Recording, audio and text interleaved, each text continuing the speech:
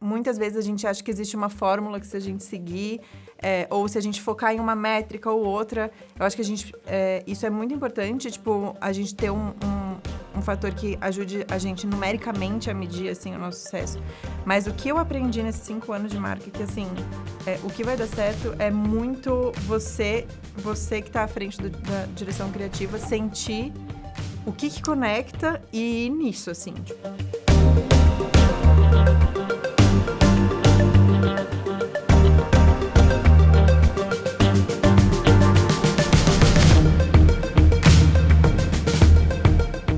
Olá, seja bem-vindo, seja bem-vinda a mais um episódio de Segue a Linha, o podcast da Nuvem Shop criado para simplificar o universo das vendas online. Nessa temporada, estamos mergulhando no universo da moda, com insights e estratégias que irão elevar o seu negócio. Esse podcast é uma iniciativa de Nuvem Shop Next, a nossa solução avançada para lojistas e para empresas que estão crescendo e já vendem e faturam muito no digital. Se você não me conhece, prazer, meu nome é Letícia Vaz, eu sou sócia da Nuvem Shop e também Head de Inovação em Moda.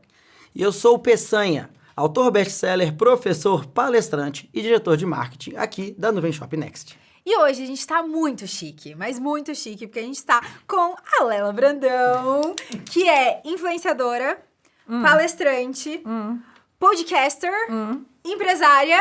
Esqueci alguma coisa? Diretora criativa. E futura autora best-seller. futura autora best-seller, Brincadeira. É uma boa sensação, eu recomendo. Ele é chique, ele é best-seller. Ele falou. Muito chique. Babado. Mas enfim, a Lela, pra quem não conhece, eu vou dar um overview rápido, que você já viu que ela faz tudo, mas ela que vai se apresentar, ela abriu a marca dela, Lela Brandão Co, em 2020, focado em roupas confortáveis, pra gente, como mulher, se sentir confortável no nosso próprio corpo. E também o podcast Gostosos Também Choram, final de 2023, que também bomba e é uma sensação. Foi o podcast mais ouvido? Algumas vezes foi o top 1 do Brasil. Top! Ai, a gente tá muito chique. Isso é chique. Entende? Ótimo. Lela, eu do marketing, né? Pesquisando sobre Lela Co, etc. Eu achei uma frase que eu acho que a gente podia começar esse episódio por ela, porque eu gostei muito. Tá? Que é: uma mulher confortável inicia uma revolução. É a sua frase literalmente registrada, né? Literalmente, no INPI. Olha aí. Isso sim, tá, gente? Registrem as suas marcas no INPI. Já fica a primeira dica do Primeira podcast. dica do podcast. E eu acho isso muito legal. Porque, cara, eu leio isso aqui, né? Ali no Instagram da sua marca, no site da sua marca, e falo, cara, não só tem uma história, mas tem um posicionamento claro. Não dá pra você ser neutro aqui. Não é igual aquelas coisas, novas soluções em moda, que não diz nada. Entendeu? Então eu queria começar com: qual é a história desta frase? É uma história longa, vocês estão preparados? Porque eu sou podcaster e essa história é muito longa. Estamos prontos. Bora. Essa frase, na verdade, veio da minha relação com o meu corpo, assim. A minha marca, ela nasceu com um propósito muito forte e se não fosse esse propósito, eu não teria lançado uma marca porque eu não tenho background de moda. Eu sou formada em arquitetura e urbanismo e eu comecei minha carreira como artista plástica. Então, assim, nada a ver. Eu fui pra moda literalmente por conta dessa frase. Eu, como muitas mulheres que cresceram nos anos 2000, assim, que tiveram adolescência nessa época, a gente teve muitas questões com o corpo, né? Era muito a cultura da magreza, a cultura da dieta, os best-sellers na época era Por que Mulheres Francesas Não Engordam, Efeito Sanfona, era todos esses livros que falavam pra você sempre ser menor, mais magra, pra caber. E eu acabei desenvolvendo alguns distúrbios alimentares muito sérios, que quase fui com Deus ali nesse momento. Com 13 para 14 anos, então eu era muito nova. E ali, naquela época, a gente também não falava muito sobre psicologia, sobre terapia, não era um assunto em pauta, era uma coisa mega tabu. Então, eu também não tive acesso a isso naquele momento. Eu tive que meio que me virar com as minhas ferramentas para me tirar daquele buraco que eu tava de... Eu tinha anorexia e bulimia, então eram coisas muito graves, fui para o hospital várias vezes e tal. E as minhas roupas foram um ponto muito chave na minha relação com o meu corpo, porque na época que eu vivia competindo comigo mesma para emagrecer mais, eu usava as minhas calças jeans, especificamente, para entender se eu estava bem ou estava mal, se eu tinha emagrecido o suficiente ou se eu tinha engordado, e isso automaticamente me dava um valor do quanto que eu estava bem ali naquele momento. Então, eu tinha uma calça, acho que quando eu falo isso, muita gente fala, nossa, eu também tinha essa calça, que era a minha calça meta, assim, até tal dia eu preciso caber nessa calça. E aí, quando eu percebi que eu estava fazendo isso com o meu armário inteiro, eu percebi que eu precisava mudar essa relação, isso foi ao longo de 10 anos. Eu precisava mudar essa relação e começar a construir um armário que respeitasse o meu corpo, e não que o meu corpo precisasse respeitar aquele armário. E aí, eu comecei a construir isso, mas eu comecei garimpando uma peça em determinada marca que atendia a esses requisitos que depois eu fui entender que são os 3 pontos principais quando a gente pensa qualquer roupa da minha marca, que é a adaptabilidade, conforto e mobilidade. Mas isso tudo muito inconsciente, muito indo, né? Conforme depois que eu fui elaborar na terapia tudo isso que eu fiz. E aí eu comecei a trabalhar com a internet. Ao mesmo tempo que eu estava construindo essa relação com o meu armário, eu comecei a trabalhar com a internet. E as minhas seguidoras, na época, uma base muito menor do que o que eu tenho hoje, mas elas percebiam que eu me vestia de uma forma um pouco diferente, assim. Que eu estava sempre muito claramente confortável nas minhas roupas, assim. Que eu não usava nada muito restritivo. Mas, ao mesmo tempo, eu não tava de pijama. Tipo, eu não tava com uma roupa, tipo, um moletom velho surrado, assim, sabe? Tava sempre, tipo, com uma roupa legal, mas que, claramente, eu tava confortável. E elas perguntavam, de onde você compra as suas roupas? E eu não me sentia à vontade de falar, foi nessa marca ou nessa marca. Porque não necessariamente a marca se preocupou com isso. Eu achei uma peça que, coincidentemente, atendeu. Mas não quer dizer que é uma prioridade da marca. E aí, eu fiz essa curadoria por muitos anos, e aí eu comecei a sonhar com um lugar onde as mulheres pudessem entrar e falar, cara, aqui eu tenho a segurança de comprar qualquer coisa que as peças vão respeitar o meu corpo. E aí, eu fiquei com esse sonho na cabeça um tempo, e ao mesmo tempo, assim, em 2019, o meu marido, que é o cofundador da Lella Brandão Co., ele trabalhava com estamparia. Então, ele tinha uma estamparia também muito fundo de quintal na época, assim, era literalmente no fundo do quintal do amigo dele. E eles faziam basicamente para merchandising de banda, essas coisas, porque eles tinham banda, então eles faziam para atender essa demanda. E eles me convenceram a começar a fazer umas camisetas com as minhas artes. Mas eu não queria de jeito nenhum, porque eu achava que eu era artista e eu precisava vender arte, não roupa. Aí eu falei, tá, eu aceito, mas aí em paralelo a gente vai fazer prints e adesivos e coisas mais ligadas à arte. Aí a gente lançava e não vendia nada, só as camisetas. Toda vez era a mesma coisa, esgotava as camisetas e ficava lá, parado os prints. Aí eu comecei a entender que as pessoas têm muita sede de vestir ideias, assim, sabe? Não, tipo, vestir coisas que elas realmente acreditem, como se fossem bandeiras. E aí, 2020 veio a pandemia. Eu e o Vitor, a gente tinha parcelado em 1000 vezes uma viagem para a Espanha, que a gente iria em maio. E, obviamente, a gente não foi, porque a pandemia estourou, né, em fevereiro para março. E aí, em maio, o dinheiro voltou para nossa conta e a gente estava preso em casa, sem nenhuma perspectiva de estabilidade, porque naquele momento todos os trabalhos caíram. Para quem trabalhava com internet naquele momento, não sei se você já trabalhava, Lê, com internet. Já. Todos os trabalhos caíram, cancelaram todos, porque era um cenário de muita instabilidade. E aí eu falei, pô, a gente tá com um monte de tempo livre, um monte de instabilidade, e voltou um dinheiro pra nossa conta. Vamos fundar a nossa marca? E aí a gente começou a fazer essa estratégia. A estamparia, que era de fundo de quintal, virou a confecção, que hoje em dia atende a minha marca e outras marcas também, que é a Super Haulis. E a gente separou, o que antes era uma operação cruzada, né, que era a estamparia junto comigo, a gente separou, e aí virou a confecção e a comercialização, que seria a Lella Brandão Co. E aí, foi assim que surgiu. Foi em 22 de setembro de 2020 que a gente lançou a marca e deu sold out na pré-venda. A gente abriu o site sem nada. No dia seguinte, na venda oficial, né? Na abertura oficial, a gente abriu sem nada. A gente não tinha o que vender. E no início eram só camisetas? Não, a gente fez uma estampa de camiseta, que era uma que sempre que a gente lançava, esgotava em 2019, quando ainda não era Lella Brandão Co., mas eu fiz uma releitura. E aí, a gente já fez uma coleção de calças e tops e uma camiseta. Era muito assim, eram 3 calças, 3 tops, tipo, da mesma cor, não tinha nada preto. Tipo assim, eu queria tudo colorido naquela época. E uma camiseta. E aí, esgotou esse estoque, a gente tinha planejado para dezembro, né? Para durar até dezembro. E a gente, tipo assim, a gente passou Black Friday sem ter nada para vender. Tipo assim, foi um caos. Foi 10 meses de caos, porque a gente tinha uma demanda muito grande para... E é uma marca independente, então a gente reinveste, né? A gente não tem um investidor que a gente consegue fazer estoque limitado, E a gente nunca tinha tido uma marca de roupa, então a gente não sabia enviar pro correio. Tipo assim, lembro que uma das nossas maiores crises no começo era, meu Deus, as etiquetas do correio saíram errado, o que a gente vai fazer? Tipo, a gente não sabia o que fazer. E a gente teve que amadurecer equipe, gestão, tudo isso muito rápido, porque a demanda foi, assim, avassaladora naquele momento. Para a proporção de experiência que a gente tinha. Foi bem desafiador. E hoje, com todo o seu background, toda a sua visão, quando você olha para trás, lá em 2020, o que você acredita que foi os principais motivos para ter essa demanda avassaladora abrindo a loja, assim, do nada, em um dia? Eu acho que primeiro foi que eu, desde sempre, tive muito foco na minha comunidade. Então, quando a gente fez a pré-venda, que eu citei que esgotou na pré-venda, a gente abriu para o nosso grupo do Telegram, que a gente tinha naquele momento. Hoje em dia, esse grupo nem existe mais. Mas, naquele momento, eu tinha criado um grupo do Telegram para soltar spoilers e envolver elas em todas as etapas da criação da marca. Além disso, durante toda a criação da marca, desde que a gente teve a ideia até eu lançar, eu documentei isso no meu perfil. Então, elas muito se sentiam parte. E aí, teve uma terceira tacada de mestre que eu sinto que foi... que eu era muito ativa no YouTube, né? Eu tinha um canal no YouTube nessa época. Ainda tenho, mas não alimento ele. E eu fiz um vlog de todo o processo de criação da marca. Desde criar o logo, que era eu na minha casa criando o logo, até a gente ir na fábrica, até tudo. E aí, antes da gente fazer a pré-venda, eu chamei as meninas do Telegram pra gente assistir ao vivo. Tem aquela estreia ao vivo, sabe? Sim, do YouTube. sim. Então, a gente assistiu ao vivo, eu lá no chat conversando com elas. Então, a gente assistiu em tempo real.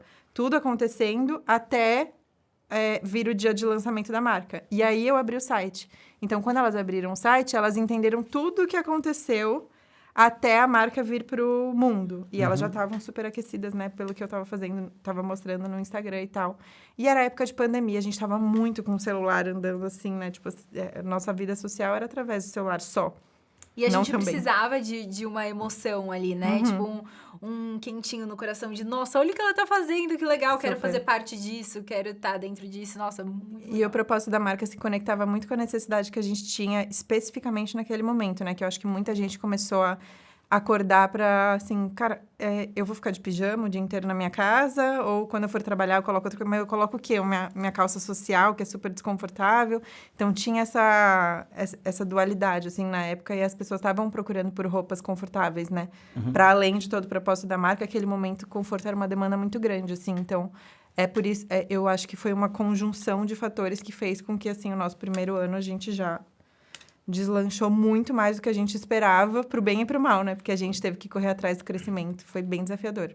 Eu sou muito grata, obviamente. Mas, assim, eu tava completamente despreparada, né? Tipo... Mas foi bem autêntico, né? E uma grande lição sobre gestão de estoque. Eu imagino. A gente continua aprendendo. Continua aprendendo, né? Eu acho que é a dor do varejo de moda. É a dor do varejo de moda. Eu já aprendi isso aqui. É difícil demais. Um dos meus aprendizados nesse podcast, entendeu?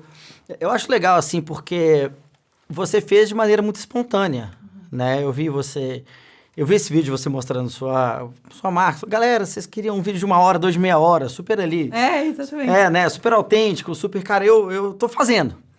Assim, não é que teve um planejamento, assim, no sentido de, vamos medir métricas de sucesso, foi o que eu sinto que eu quero fazer, que eu quero trazer pro mundo, né? Isso sempre, tá? Isso tipo assim, sempre. Boa. Desculpa te interromper. Você já adiantou minha pergunta. Então desculpa te interromper. Mas é que assim, hoje eu acho que a gente... muitas vezes a gente acha que existe uma fórmula que se a gente seguir... ou se a gente focar em uma métrica ou outra, eu acho que isso é muito importante, tipo, a gente ter um fator que ajude a gente numericamente a medir, assim, o nosso sucesso. Mas o que eu aprendi nesses 5 anos de marca é que, assim, o que vai dar certo é muito você que está à frente da direção criativa, sentir o que conecta e ir nisso, assim, tipo, o que está conectando. E não necessariamente essa conexão vai ter uma explicação métrica ou uma explicação lógica. Às vezes nem a pessoa sabe por quê, mas algo conecta, sabe? Entendi. Ou seja, o que você sente, intuição, né? Eu tenho uma frase que eu gosto muito que é intuição, é experiência, só que sem narrativa para justificar. É exatamente isso. Entendeu? Tipo assim, cara, é algo que você viveu, algo que você sente. Então, até hoje, quando é uma experiência criativa, né? Você vai lá e fala, cara, eu sei que isso aqui é certo. Né? E você traz muito a sua pessoa aí dentro, para dentro da sua marca, né? E quando a gente fala disso, fala-se muito, né? Cara, a marca pessoal, né? Junto da marca da empresa. Hoje, cara, você vê isso, cara, é essencial pra você, tá? O que você vê que, cara, funciona bem? O que você acha que gera problemas, né? Porque você também, eu não sei como é que é, mas, por exemplo, você toma cuidado com as coisas que você faz quando você tá sendo vista, sabe? Na internet? Na internet. Não, mas qualquer coisa. Exatamente, assim. O que você acha que é, assim, positivo e negativo? Vamos lá. Acho que tem... Putz, isso daí daria um podcast inteiro. Essa pergunta daria um podcast inteiro. Eu acho que de positivo é muito diferente, assim... Para as métricas, você ter uma pessoa com quem você realmente tem uma conexão à frente de uma marca. Porque o nível de confiança que você tem com uma pessoa é diferente com o que você tem com uma empresa. A Letícia pode falar isso também com muita autoridade. Muitas vezes, as pessoas compram na marca muito por um flow da comunidade, assim. Então, a pessoa ouve no podcast, fica sabendo, porque eu cito no podcast que eu tenho uma marca, acaba vendo a minha marca, e aí, através da minha marca, quer ver inspirações de look, acaba me seguindo no Instagram, e aí ela fica fazendo esse caminho, assim, meio em looping. Ou vai pra minha loja física, e depois fica sabendo do podcast através de uma camiseta que tem, sabe? E isso é muito positivo, porque é uma comunidade que se retroalimenta, muitas vezes, né? Assim, então... Para mim é muito... Para mim e para a marca, a gente já entendeu que é muito importante que eu esteja imageticamente à frente da marca e falando da marca. A gente já fez esse teste, inclusive, de eu sair de cena e entender como que a marca performa. Eu também. E é triste. Nossa Senhora! É mesmo? O faturamento que falha quanto é triste. É mesmo? Tecnicamente, como é o teste? Só de curiosidade. Você, tipo, foi um momento no ano passado que a gente falou, vamos testar. E não foi uma coisa intencional. Eu casei no ano passado, né? E aí eu tive uma sobredemanda muito bizarra. E aí eu falei pra minha equipe, gente, preciso que vocês segurem a onda aqui nesse mês. Eu vou precisar focar em outras paradas. E elas, beleza, vamos, tal. E assim, não foi uma catástrofe. Mas a gente conseguiu sentir o impacto de quando eu apareço do que quando eu não apareço. E aí, quando eu apareço, não é só na marca, porque na marca eu raramente apareço. É mais em live, coisas assim, que eu apareço na marca. Mas, geralmente, é no meu perfil. Porque é isso, né? É uma marca que tem um asset que não é comum, que é uma influenciadora com uma base... Tipo, é um canal de mídia, digamos, né? Assim, tipo, é a publicidade infinita, de graça, para sempre. Com uma base que hoje... Eu tenho mais de 400 mil seguidores só no meu Instagram. Então, assim... Para você contratar isso em outro lugar, é uma despesa muito grande que a minha marca, por exemplo, eu não conseguiria arcar nesse momento.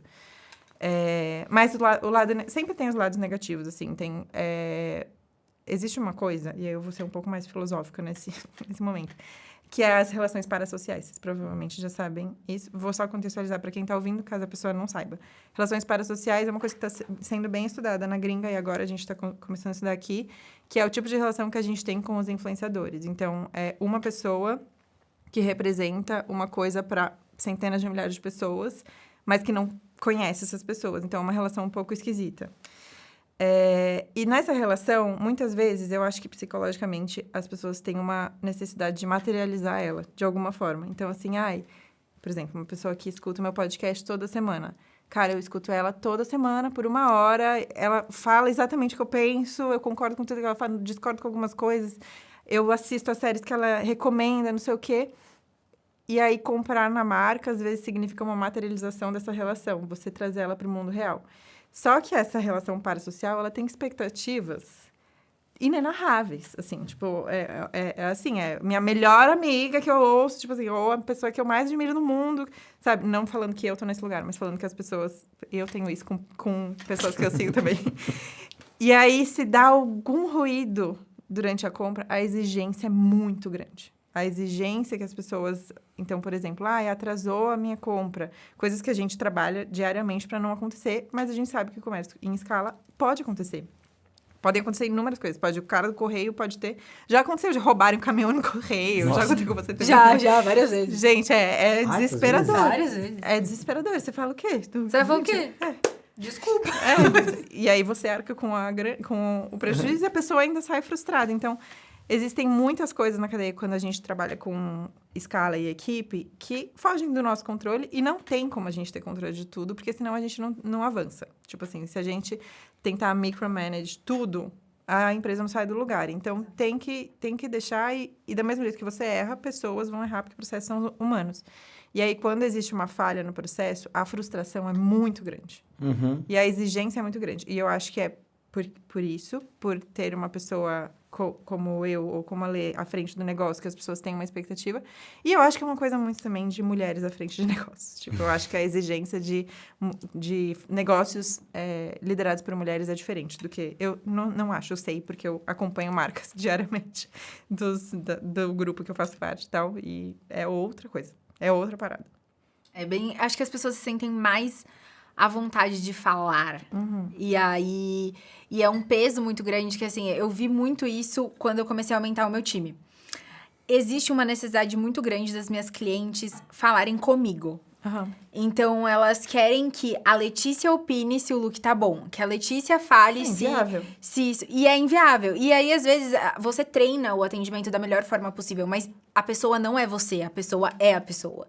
Então, às vezes, quando tem algum ruído de atendimento, de alguma coisa, gera aquela...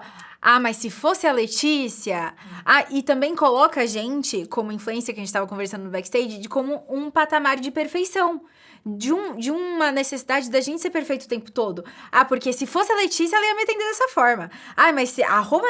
E aí você olha pra você e você fala assim, meu Deus, será? Será que, tipo, eu não posso dar um errinho aqui, pisar um pouquinho fora? Então, eu acho que isso é um peso também. Eu não sei se você carrega isso ainda mais por ter o podcast. Porque eu tenho, né, o meu Instagram e eu tenho também a marca. Agora, o podcast é 1 hora a pessoa te escutando. E é 1 hora você falando o que você pensa. O que você gosta, o que você não gosta. Então, acho que isso é mais, assim, unido. Tanto pro bem quanto pro mal. E eu não sei se você sente isso ainda mais pelo podcast. Eu não acho que elas têm a expectativa que eu atenda elas. Eu acho que elas já entendem que a dimensão da empresa que a empresa tem não tem a menor condição de eu atender elas. Faz muitos anos que eu não atendo. No começo eu atendia pessoalmente, mas eu tive que fazer esse trabalho psicológico de desapegar e colocar outra pessoa. E hoje eu sei que as meninas do atendimento fazem um trabalho infinitamente melhor do que eu faria. Então, isso é um ponto. O outro ponto, eu acho que hoje também tem uma obsessão em falar... Como que eu vou dizer isso? Por exemplo, o que aconteceu com a Boca Rosa. Que 3% dos produtos eram falha, mas aconteceu todo aquele estardalhaço de coisas na internet, porque as pessoas muitas vezes compram para fazer conteúdo negativo sobre o que aconteceu. E às vezes não é real. Tipo assim, já aconteceu com a gente de não ser real. Tipo, uma pessoa fazer conteúdo e a gente vê que ela nunca fez nenhuma compra na minha marca. Então, assim, existe também essa coisa, e eu acho que isso tem a ver com mulheres à frente de operações, que eu vou te pegar no pulo em algum momento, sabe? Tipo, não é possível que você seja tudo isso. Isso me incomoda bastante, assim. E eu tento fazer algumas estratégias para driblar isso, assim. É difícil, porque é uma coisa social e cultural. Mas a gente faz o que está no nosso alcance, né? A gente não tem o alcance de uma pessoa simplesmente ligar uma câmera e falar o que ela quiser. Que eu chutei uma senhora no meio da rua. Aconteceu semana passada, inclusive, de me acusarem de uma parada que nunca aconteceu. Senhora, não. Não exatamente isso, mas quase isso. E você vai falar o quê, né? Tipo assim, gente, é mentira, Quais são as estratégias que você falou que você usa hoje? Porque aqui a gente tá falando com empresários que... homens, mulheres, que já estão, assim, com um tamanho de empresa parecido com o nosso tamanho. E eu acho que elas devem passar por isso, porque hoje eu conheço várias pessoas que, inclusive, vieram aqui, a Amanda, que são front face da marca, estão ali, mais ou menos parecido com a nossa história. Quais são essas táticas que você tem para se proteger? Então, a primeira coisa foi me tirar um pouco de cena dos conteúdos da marca. Então, antes eu era meio que a personagem central dos conteúdos. Se a gente tinha vídeo de look, era eu que aparecia. E hoje, a gente foi transicionando isso para eu aparecer numa área mais técnica. Então, eu apareço explicando uma peça, ou apareço em live explicando o porquê daquelas peças, ou aparece um vídeo meu fazendo styling da modelo durante o shooting. Então, a gente fez essa transição, deu ser menos a cara da marca de uma forma modelo, né? Tipo, como uma modelo, e mais a cara da marca de uma forma criativa. E a gente percebeu que isso fez muita diferença. Que elas começaram a entender a dimensão da parada de outra forma. Então, tipo, não é uma lojinha da Lela. É, tipo, a Lela, ela faz a direção criativa de uma parada que é grande. Tipo assim, sabe? E isso faz com que elas tenham mais respeito sobre os processos também, entendam mais como que funciona as coisas, que elas precisam ser segmentadas, não adianta achar que eu vou centralizar as coisas, não existe isso. Hoje em dia tem shooting que eu nem participo mais, que eu não estou presencialmente no shooting, isso era impensável antes, porque eu era modelo. Eu era modelo, diretora criativa, eu instruía desde a maquiagem até a foto, e hoje a minha equipe já gere muito mais isso, assim. Entendi. Isso aí eu acho que também vocês falaram bem, né? Cara, tem uma cobrança maior porque você é uma mulher líder, né? A gente tava pensando antes aqui, você não pode ter um carro bacana, que é o caso da Letícia. Não sei se acompanhou o carro da Letícia. O que aconteceu mesmo? Eu adoro. Foi triste a cena. Foi assim, eu fui um lapso aqui, que eu quis fazer uma piada no TikTok, sabe quando a gente quer fazer uma piada? Teve o rebranding da Jaguar, e eu não gostei do rebranding do Jaguar. E aí, eu tinha um Jaguar. E eu filmei o Jaguar e falei, puta, depois do rebranding, eu estudando de marketing, odiei, vou ter que olhar pra esse carro agora. E era tipo uma piada. E aí, a maior parte dos comentários eram assim, você já pode devolver o carro pro aluguel de carros que você fez pra fazer esse vídeo. E seu pai comprou o seu carro. Aí, tipo, várias coisas, assim, inconcebíveis. Tipo, que a pessoa não sabia o que eu era, o que eu tinha feito. A pessoa não sabe, né? Especialmente no TikTok. Tipo assim, você... aleatória. Aí eu falei assim, gente, o que é isso? Mas assim, eu sou aquela marqueteira raiz, eu catei todos os comentários, peguei todas as minhas matérias na imprensa, já botei, fui rebatendo um a um. Aí viralizou pro bem também, entendeu? Viralizou pro mal e viralizou pro bem. Então a gente vai jogando o jogo. Faz uma limonada. A gente joga o jogo que tem que jogar. E a gente vai crescendo. E haja terapia pra lidar. E haja terapia toda semana aqui, ó. Firme e forte. Inclusive, hoje é meu dia de terapia. Tá vendo? Marqueteira raiz, dá aquela tretadinha. Gosta. Que é voz. Não, isso é complicado na internet, porque o povo acha que quando ele te acusa, o ônus é seu de provar que ele não tá mentindo, sabe? Eu acho que... isso é uma concepção real, né? Não, é uma concepção real. A gente tem que... Não, isso é uma coisa que eu trabalho na terapia. Tem que sempre estar me explicando, constantemente o tempo todo. Isso é insuportável. Ninguém consegue viver assim. Exato, então, é muita pressão, assim. Eu acho que a minha sensação é que tá piorando pra 2025, baseado nos últimos acontecimentos. Tô fora. Tá fora, tá de boa. Tô fora. Legal. Bom demais. Vou mudar um pouquinho de assunto. Apesar que eu acho muito legal, assim, a questão, né, da sua história, tudo. Mas você, como diretora criativa, vamos lá, que eu acho que tudo na sua marca reflete você. Eu achei legal quando você falou, né, que, putz, a gente separou um pouco, né, a Leila, a dona de empresa, não tá mais na marca, a Leila influencer é outra coisa, né, é o seu perfil. Mas como diretora criativa, eu vejo que, como que você faz, assim, qual é o seu processo de criação, por exemplo, para dar nome para as coleções? São super criativas, né, multiverso do conforto, qual que é? Multiverso do conforto, eu falei, cara, isso é muito legal, né, e eu, assim... Eu sou um profissional de marketing que vem de uma área mais técnica, assim. Cara, é mó BO quando você vai... Vamos ter uma ideia muito louca e colocar no ar, entendeu? Você tem um processo, você só fala, não, eu sinto que está certo, você testa... E também se alguém valida isso. E se alguém valida, exato. Porque, às vezes, assim, eu tenho umas ideias meio loucura. Aí a Esté e o Léo estão aqui, eu falo assim, gente, eu tô muito louca? Ou, tipo, faz um sentidozinho? Porque como a gente acostumou a nossa vida inteira eu, pelo menos, né, faz 10 anos que eu tenho a marca. Então, é meio que assim, a Letícia mandou, tá mandado, vamos fazendo.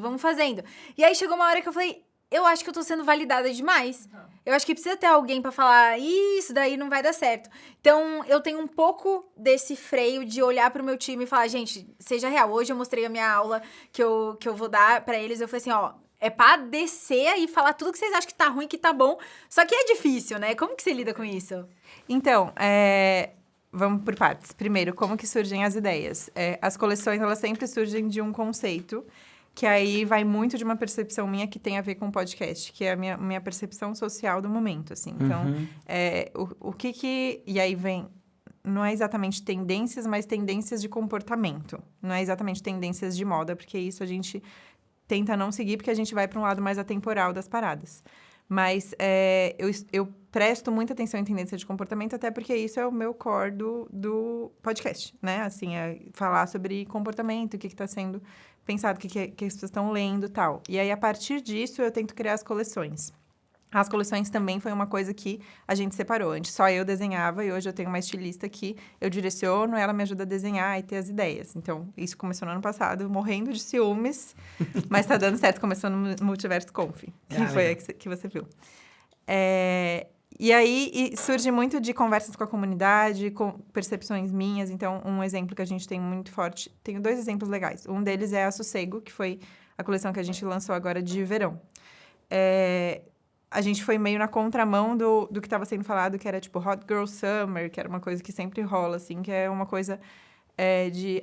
vamos aproveitar a vida doidado e não sei o que, ir na praia, ir na balada, não sei o que e tal. E era meio esse o assunto do verão. A gente foi pro contrário, sentindo que as pessoas estavam querendo muito descansar e como a gente poderia descansar e trazer isso numa coleção. E aí juntou com uma viagem que eu fiz para Amsterdã e eu fiquei observando muito como as mulheres estavam se vestindo ali, porque eu fui no verão e elas andam muito de bicicleta, então já é um ponto para mobilidade, que é uma coisa que é central na minha marca, né? Então comecei a entender como que funcionava o estilo delas, assim, vi que era muito misturado a alfaiataria, às vezes com swimwear e tal, e aí a gente trouxe isso.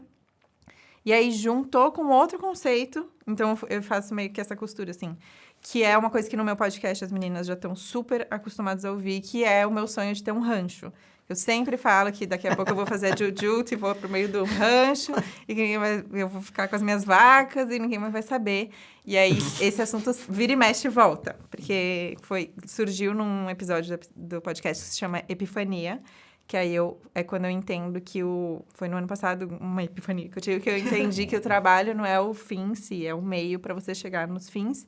E aí você precisa descobrir os seus fins para que o trabalho comece a fazer um pouco mais de sentido, você fica um pouco mais em paz de fazer coisas que você não necessariamente ama, porque o trabalho não é o fim em si, ele é um meio e você não precisa colocar toda a sua satisfação pessoal no trabalho. Enfim. E aí surgiu esse assunto que eu falei. E o meu fim seria um rancho.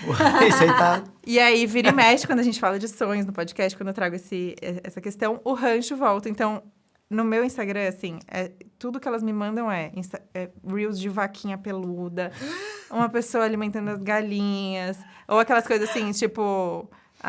se você me encontrar às 5 da manhã alimentando as galinhas, passando um café coado, não me salve. Eu estou exatamente... Esse tipo de coisa. Então, já era uma cultura. Aí, a gente pegou e fotografou num rancho. Tipo, a gente levou para fotografar num rancho. A estampa dos biquínis também tinha a ver, que era uma estampa de tapete persa, como esse daqui. Inclusive, tem uma estampa que parece muito esse tapete. Que tem a ver com conforto, então é uma coisa meio inusitada, porque geralmente há cores vivas e tal. A gente trouxe uma coisa mais sóbria. Então, juntou rancho com Amsterdã, com necessidade de descanso, com uma contracultura do Hot Girl Summer, a gente lançou Sossego e também foi uma coleção que quebrou os recordes, assim, até então na marca. A gente lançou junto com a Black Friday, então isso teve um impacto, mas a aceitação da coleção foi muito boa. Então, é sempre um storytelling cruzado, assim, mais de observação cultural do que forçar um conceito, sabe? A gente evita fazer isso. E você quase ficou lá no rancho, falou, vou ficar aqui, não vou embora, Eu não queria. Não, e tinha mini coelhos no rancho. Depois eu mostro foto. A gente chegou e veio um cara, vocês querem ver os coelhinhos que acabaram de nascer 15 dias? Uns coelhinhos desse tamanho, assim. Não, aí tem vídeos... E eu era modelo nesse... Então, aí eu entro como modelo quando faz muito sentido. Então, tipo assim, fazia muitos meses que eu não era modelo. Aí a gente lançou essa e era no rancho. Eu falei, gente, tô sentindo que é pra eu ser modelo. E aí eu fui modelo e eu vivi o melhor dia da minha vida. Entendi. Eu e os coelhinhos. Com os coelhinhos. Porque eu quero aparecer com os coelhinhos. Com os cavalinhos. Esse momento é meu. Tinha mini cavalos lá. Ai, não, juro, saudades. Quase que eu não voltei.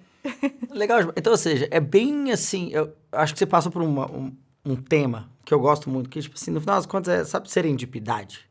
Que se você se estiver informado sobre N tópicos, você, como pessoa, vai fazer sentido. E isso vai gerar oportunidades, por exemplo, as ideias, né?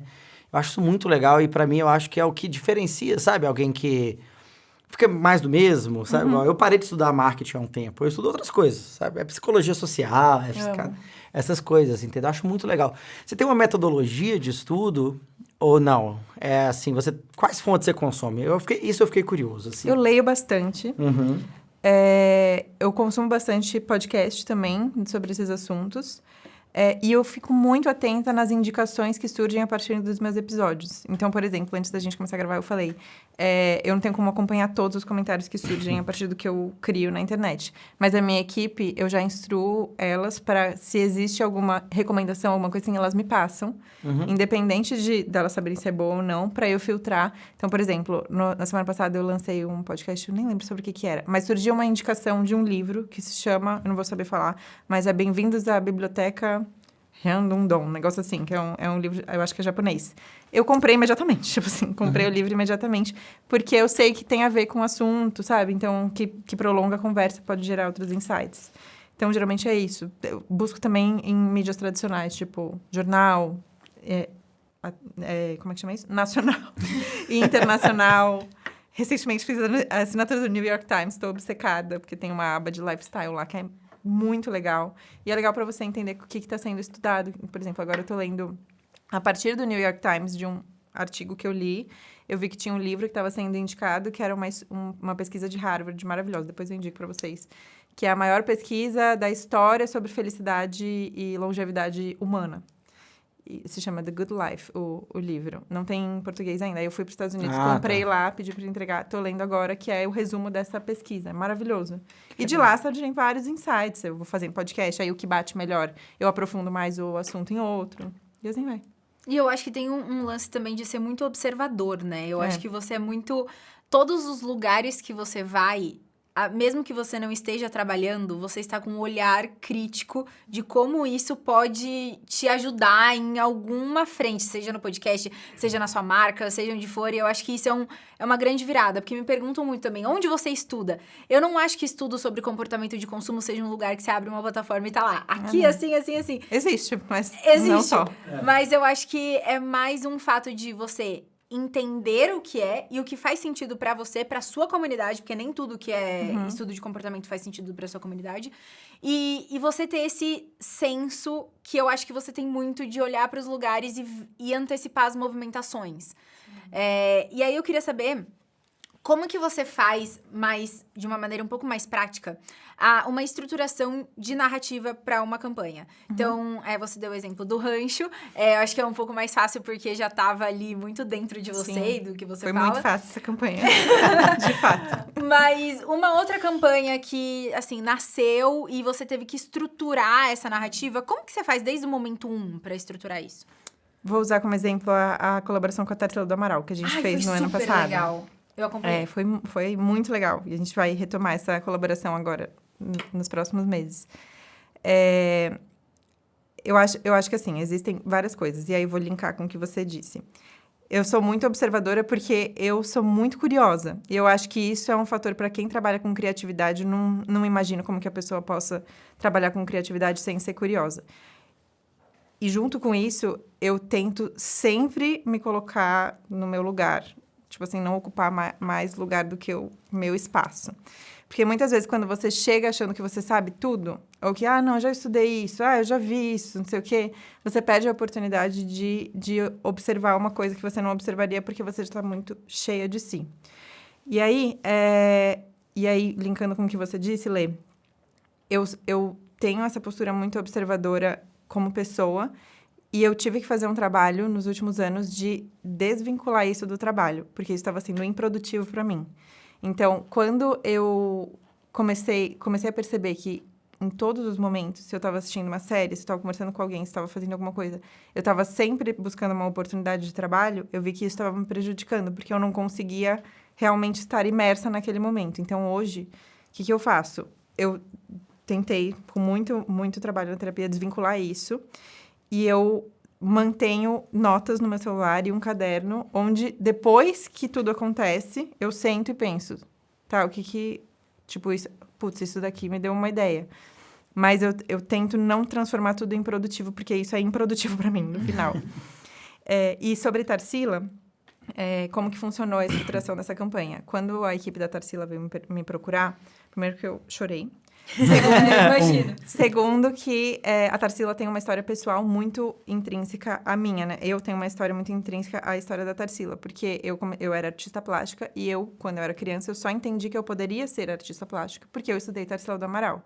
Então, quando eu vi que existia uma mulher brasileira que estava ocupando esse lugar, eu entendi que isso era uma possibilidade para mim também. E eu virei uma criança artista e eu simplesmente não... Essa era a minha parada, assim. Você entrava no meu quarto, tava desenhando, tava pintando, tava colando, tava fazendo coisa assim, assistindo Arte Ataque, brincando com meu pai. Era só... meu pai é um grande artista também, eu só brincava de arte. Então, isso foi muito estrutural. E aí eu pensei, cara, a gente precisa ir para esse lado, que eu preciso mostrar qual que é a minha conexão com a Tarsila. E a gente começou a entender. isso é um projeto muito grande. Tipo assim, é uma dimensão de colaboração que a gente nunca fez e que a gente nunca nem imaginou que a gente poderia fazer, porque a Tarsila, tipo assim... isso pra mim, é muito importante como pessoa e como artista. E pra minha comunidade vai ser incrível. Tipo assim, elas me conhecem, elas sabem o tamanho que isso vai ter e elas vão se sentir parte disso. E a gente estruturou uma campanha que a gente sempre tenta pegar o mistério. Então, tipo, a gente sempre trabalha com o mistério, com a curiosidade e com informações exclusivas. Então, isso é uma coisa que a gente faz constantemente. Assim, a gente coloca um mistério, um elefante branco, assim, nas redes, né, abertas. E aí, a gente vai desvendando isso nas redes mais exclusivas, como o nosso clube de fidelidade. Às vezes, a gente pega a lista das pessoas que mais compram. A gente tem o nosso grupo do WhatsApp. A gente tem mídias que são mais aprofundadas do que as nossas mídias tradicionais. E aí, o que a gente fez? A gente começou a estruturar. Aí, a gente mandou uma carta para essas pessoas que mais compravam, as mais engajadas e as que mais compram, falando... O que era mesmo que estava escrito? Era, tipo, algo muito foda vai acontecer na Lella Brandão Co. Era isso, assim, era um cartão postal e atrás tinha um QR Code. Aí elas entravam no QR Code, dava para a página da Tarsila com escrito Tarsila e Lella e um countdown.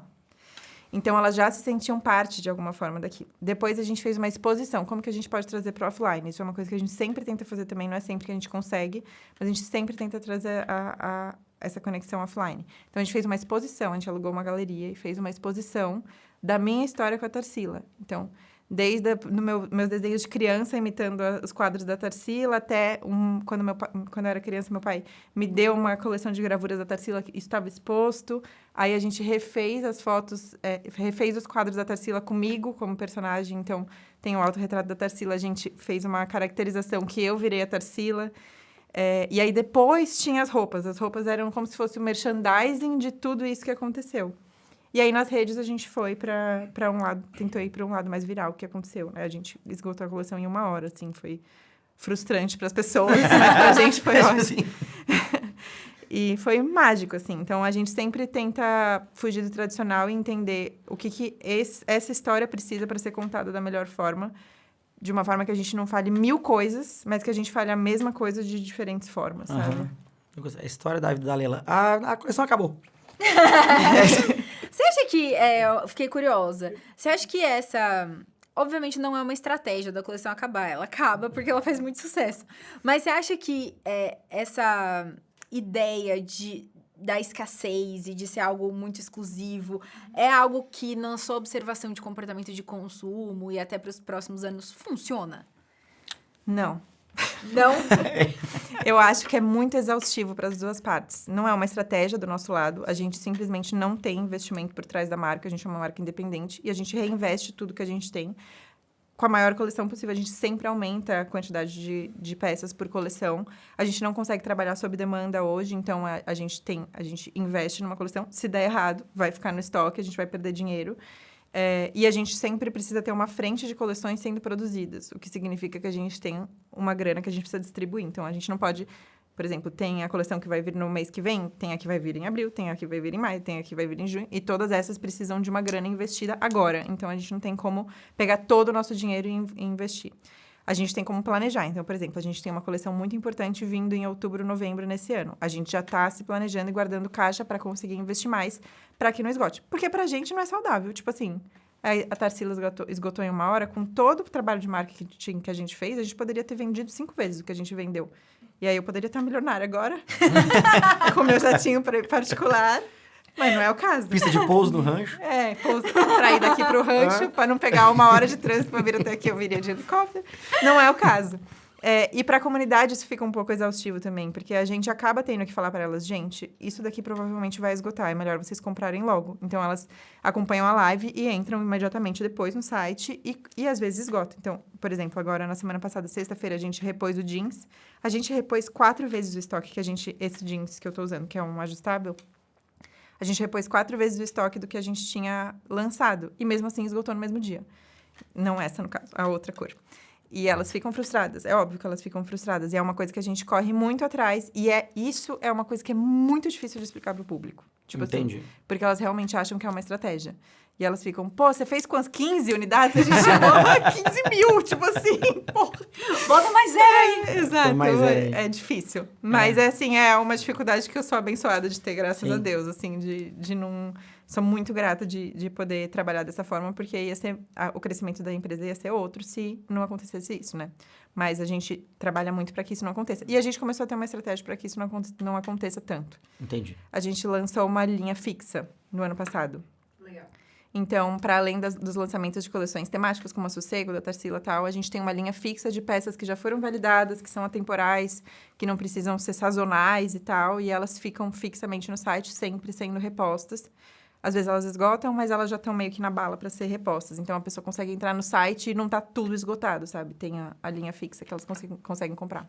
Legal. E você falou uma coisa que eu adorei, que é que a sua comunidade ela é muito retroalimentada, né? Pelo podcast, loja física, enfim, seu perfil e tudo mais.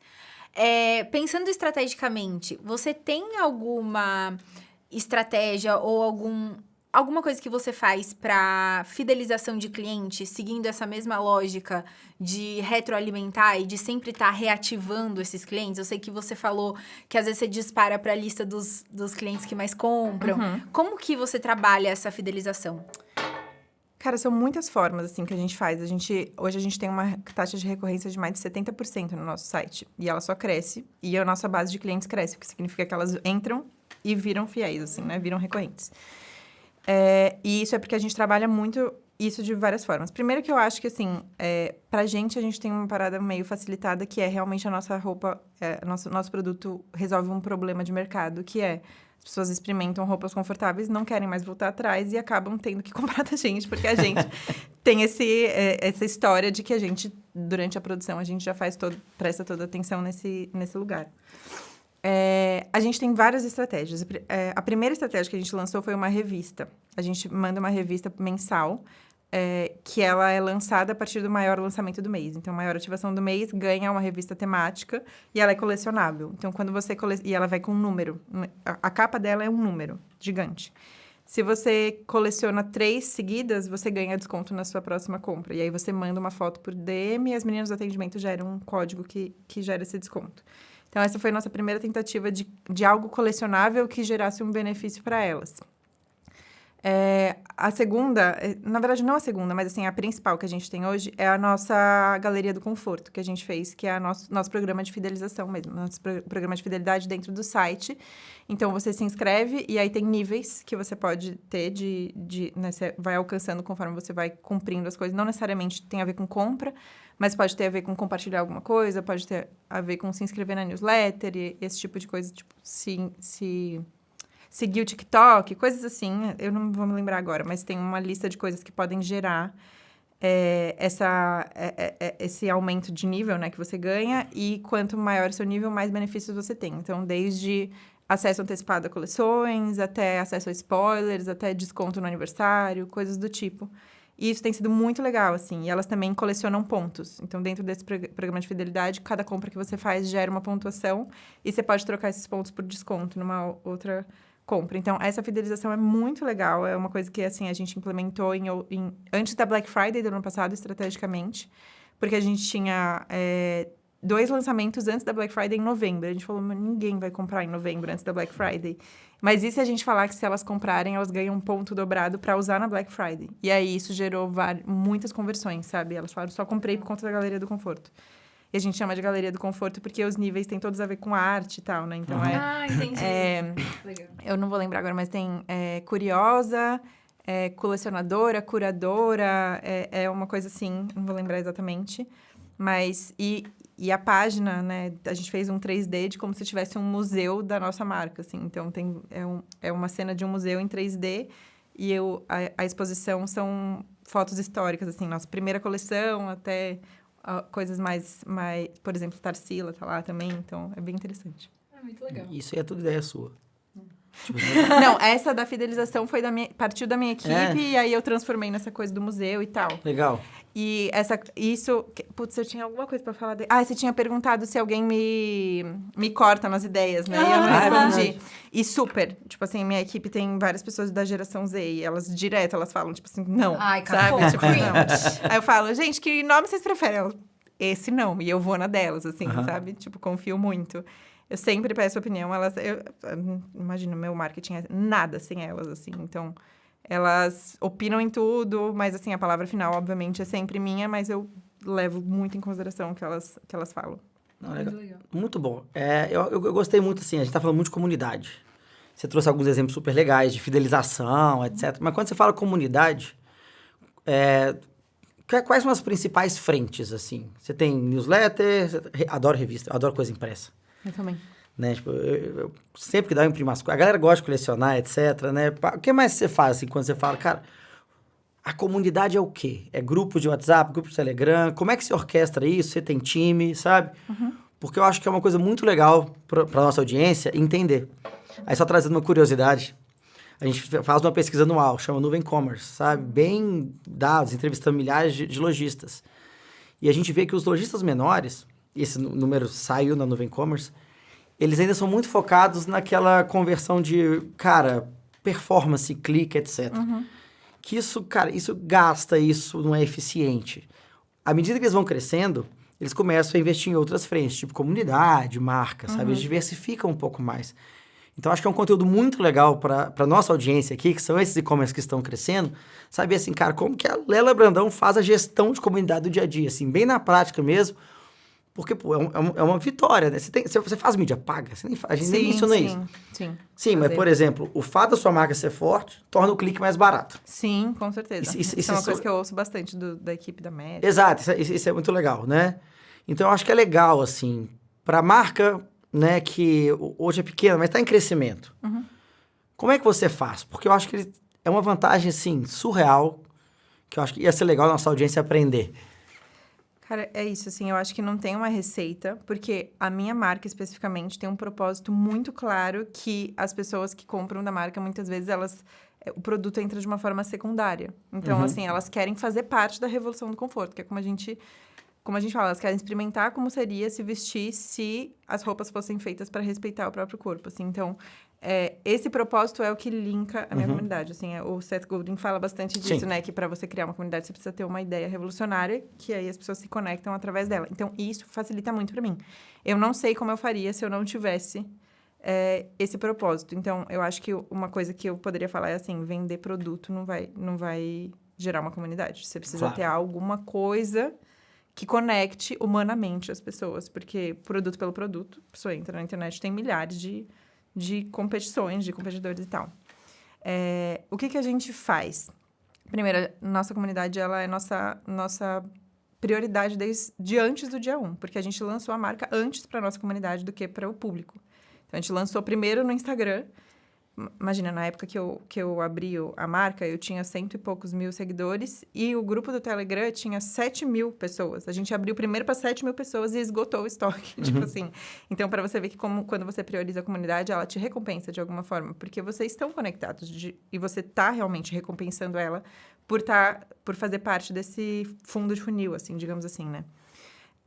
E a gente ativa isso de várias e várias formas, assim. Como essa é a nossa prioridade, a gente está sempre quebrando a cabeça sobre como a gente pode alimentar mais esse sentimento de comunidade. Então, inimigo em comum é uma coisa que a gente usa muito. Então, bater de frente... Por exemplo, a gente já fez inúmeros conteúdos contra calça skinny, por exemplo. Tipo, calça jeans skinny, sabe? De cintura abaixo dos anos 90, que a gente fala. Tipo assim, não use e tal. A gente faz muitos conteúdos que são conteúdos mesmo, que não são comerciais. A gente fez um conteúdo recentemente que foi super bem, que era sobre a volta da cultura da magreza, e era um conteúdo mais denso e tal, que foi muito bem, e isso demonstra um claro posicionamento de como a gente se sente sobre o movimento cultural, e as pessoas se sentem mais parte ainda. Então, tudo que tem de mais humano, as pessoas vão se conectar. Eu, obviamente, facilito isso, né, por conta dos outros projetos. Existem... Por exemplo, eu sinto que na minha comunidade é uma coisa que a gente fala bastante. Uma confluência de várias comunidades. Então, tem várias comunidades que se a pessoa está na confluência de todas, ela é, assim, com certeza, um cliente muito fiel. Que é, sei lá, se a pessoa ouve o podcast toda hora, acompanha a marca, acompanha meu Instagram, ela faz parte de várias comunidades. Até na intersecção de todas. Na intersecção, exatamente. Mas existe a minha comunidade da marca. Existe essa galera que não me acompanha necessariamente, mas que acompanha a marca. Já aconteceu de eu estar lá na minha loja e me perguntarem, moça, quanto que... Sabe? Tipo assim, você não tem a menor ideia de quem eu sou. Isso é ótimo, porque quanto mais forte essa comunidade for independente de mim, mais forte é a marca. Então, a gente faz piadas internas direto. Então, é uma coisa de repetição de piadas internas direto a gente faz. A gente faz muito meme na nossa página, que é uma forma delas entenderem como é o nosso senso de humor e nos colocarem de um jeito mais humanizado. A gente faz muita piada interna, a gente faz bastante inimigo em comum, a gente tenta fazer bastante encontro offline. Isso fortalece muito, muito, muito a nossa comunidade. E esse ano a gente vai investir bastante nisso também, de encontros offline. E além dos programas de fidelização, que na prática elas têm benefícios, né? Uhum. A coisa de spoilers em canais alternativos também funciona muito pra gente, que elas adoram saber antes. A gente manda spoiler na newsletter, e aí na newsletter a gente fala, se você viu esse spoiler antes, quando a gente falar no Instagram, comenta com emoji tal. Aí chove emoji tal, porque elas querem saber, querem mostrar que elas já souberam antes, né? Então, essa sensação de exclusividade, de prioridade, que a gente não é nenhuma jogada de marketing, a gente literalmente faz isso, assim, tipo, elas são realmente a nossa prioridade. Isso fortalece muito esse sentimento de comunidade, sabe? Entendi. Não, legal demais. Agora, vamos fazer qual que é o retorno sobre investimento e custo de aquisição disso aí? Não é comigo. E você falou uma coisa muito legal, que é um equilíbrio muito bom entre conteúdos comerciais, porque no final do dia nós somos uma marca e precisamos vender, mas conteúdos também humanizados e culturais, que vão trazer qual é a cultura da marca. Como que vocês fazem na prática para equilibrar? Do tipo, na semana, vamos fazer quanto desse conteúdo, quanto, ou depende do assunto que está em alta? Como que vocês fazem para ter esse equilíbrio? E também para as pessoas que estão assistindo, que querem equilibrar na própria marca? Hoje, uma boa parte do nosso faturamento é relativo a lançamentos. Então, a gente tem, no dia do lançamento, grande parte do nosso faturamento vai nesse dia, e a gente tem de 2 a 3 ativações por mês. Sempre tem uma maior e umas secundárias, assim, né? Então, grande parte do nosso conteúdo é estratégia de lançamento. Então, a gente vai introduzindo o que é o lançamento através do mistério, da exclusividade, que é o que eu tinha dito. E a gente organiza o conteúdo meio assim, tipo, uma semana antes do lançamento, a gente já vai começar a falar do lançamento e a gente vai colocar de lado o conteúdo comercial. A gente vai focar no lançamento, para que elas queiram fazer parte desse momento. E, geralmente, em semana anterior ao lançamento, a gente cai muito faturamento orgânico e aí a gente reforça com tráfego pago. Então, a gente faz esse jogo, assim. Então, a gente investe mais em tráfego pago para topo de funil, de um conteúdo mais comercial, então mostrando funcionalidade de peça e tal, que é o que geralmente funciona melhor. Enquanto no orgânico a gente está fazendo uma coisa mais conceitual de antecipação do lançamento. Raramente a gente está fazendo conteúdo sem antecipação de lançamento, porque como a gente tem 3, geralmente a gente precisa dar uma equilibrada, mas a gente está sempre falando de alguma coisa que vai acontecer. E aí o que sobra, que não é muito, que é o conteúdo que sobra... Uma semana, eu acho, nem uma semana, porque geralmente não é assim... tipo assim, não é sexta e sexta, sabe? É tipo, dá uma intercalada. A gente tenta fazer esse equilíbrio entre posts mais conceituais e posts mais comerciais, porque a gente também quer que a pessoa entre na nossa página e entenda o que a gente está vendendo. Mas a gente também entende que o nosso conteúdo, não necessariamente a gente não vende produto pelo produto, a gente vende o produto pela ideia. Então, para a gente é muito melhor a gente falar sobre a ideia do que sobre o produto.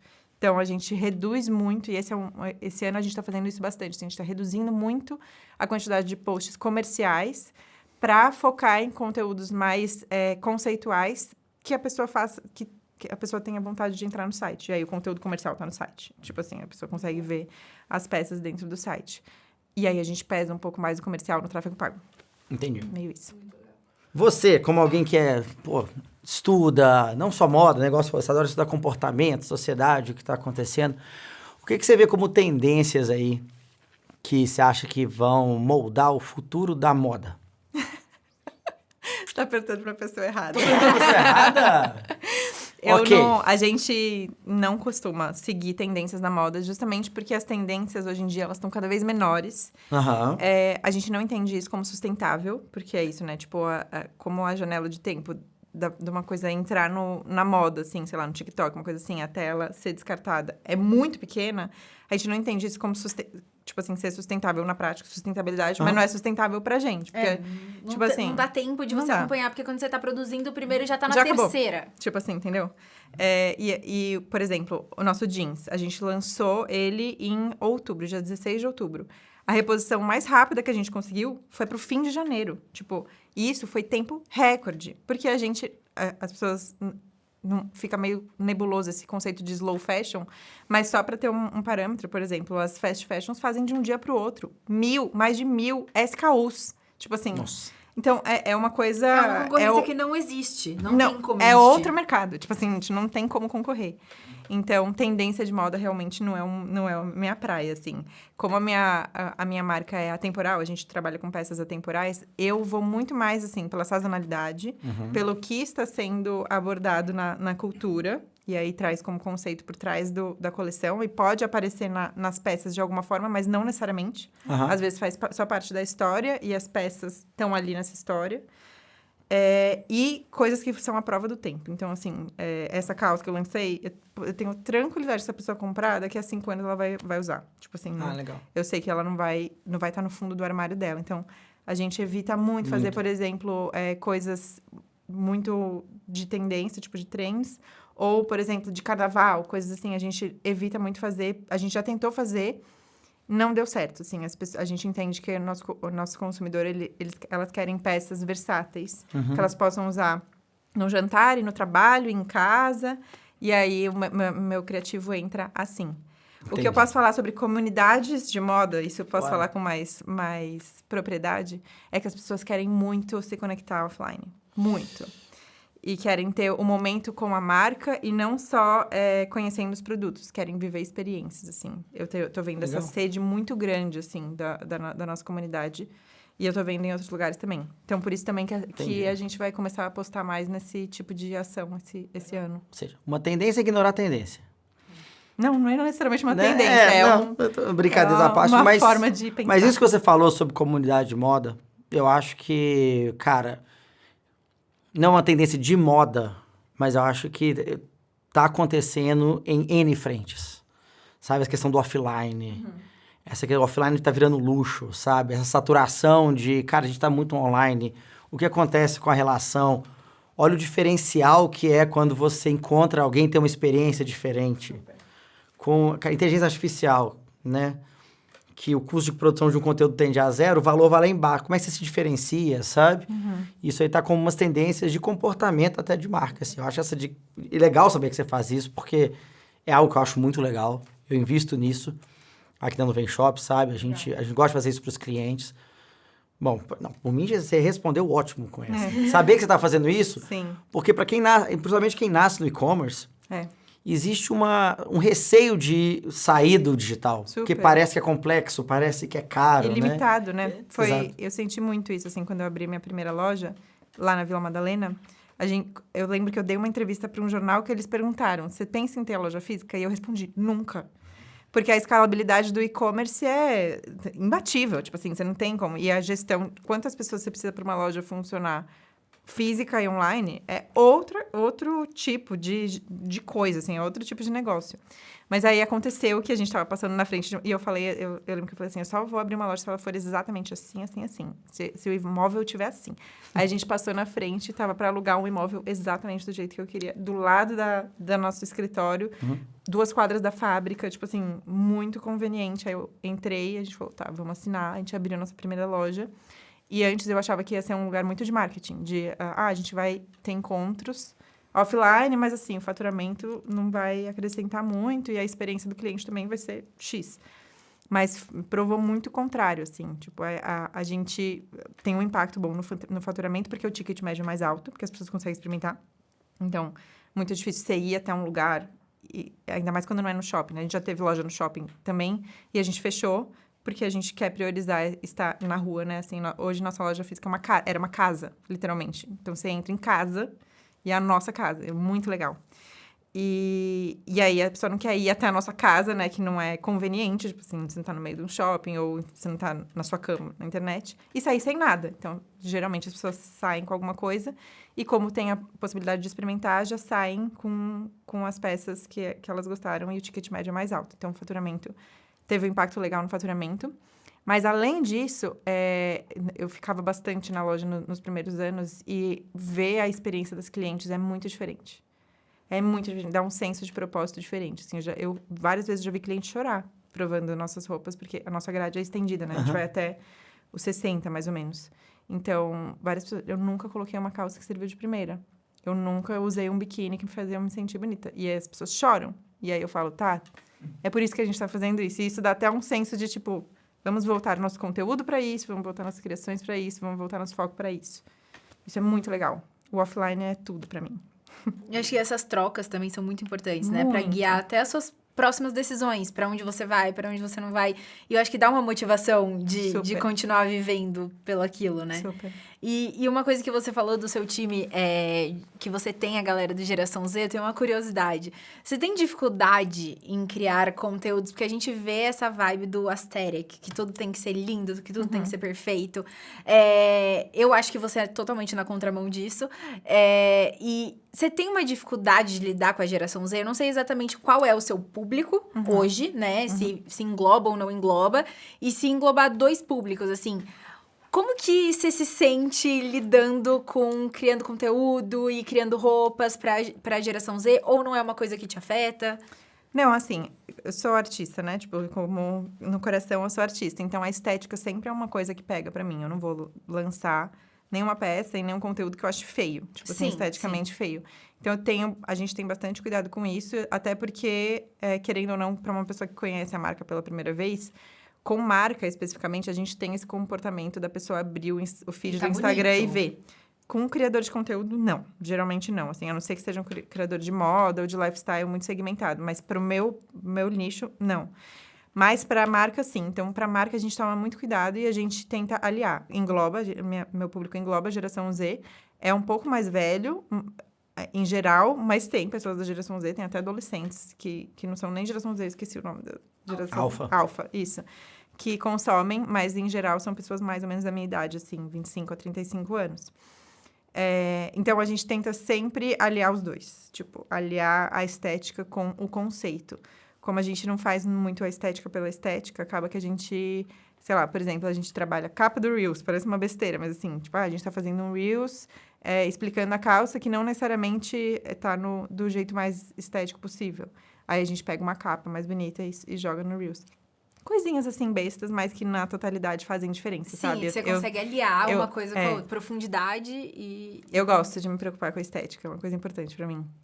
Porque a gente vê a geração alfa, principalmente, né? Às vezes, uns closes e umas coisas. Aí eu falo assim, gente, eu não vou conseguir. Eu acho que eu tô muito idosa, eu gosto do videozinho, colocando a roupa, entendeu? Mas é sobre o seu público também, né? Exato, eu acho que cada um tem que... E é muito legal o que você falou, que, por exemplo, do carnaval. O carnaval não faz sentido pra você, né? Porque são peças mais atemporais, mais versáteis.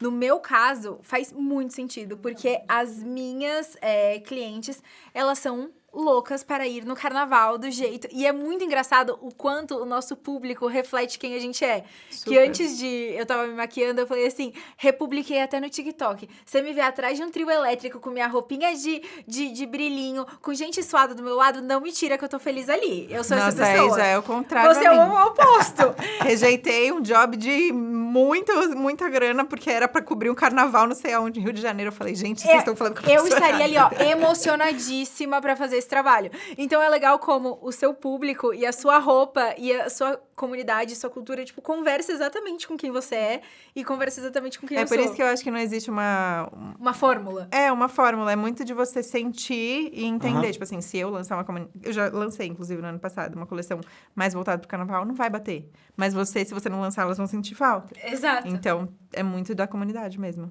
Exato, muito legal. Bom demais. Vamos para o nosso quadro final? Vamos pro quadro? Vamos. Então vamos. Lela, aqui no podcast Segue a Linha, a gente tem um quadro Segue a Linha, né? Que é para puxar uma linha, uma ideia prática para quem tá aqui nos escutando, sair daqui com, cara, deixa eu já ter algo para fazer, tá? Então eu queria te perguntar, qual que é a dica mais prática que você daria para um empreendedor ou empreendedora de moda que quer melhorar a narrativa da marca? A narrativa da marca? Estuda como influenciadoras se comunicam, em vez de estudar como outras marcas se comunicam. Porque as pessoas se conectam muito mais com influenciadoras do que com marcas. Hoje é uma coisa que a gente faz bastante no nosso perfil, principalmente do Instagram. A gente tenta raciocinar como uma influenciadora, como se a gente fosse uma influenciadora. Muito bom. E eu achei top. E prático, muito prático. Muito prático. Muito prático. Aí, boa. Arrasou. E agora a gente tem também um quadro ping-pong. Então, Vamos. são perguntas rápidas e respostas rápidas. Pra gente ver aí o que vai sair. Bom, eu vou começar, tá? Vai. Uma marca de moda que te inspira, sem ser a sua.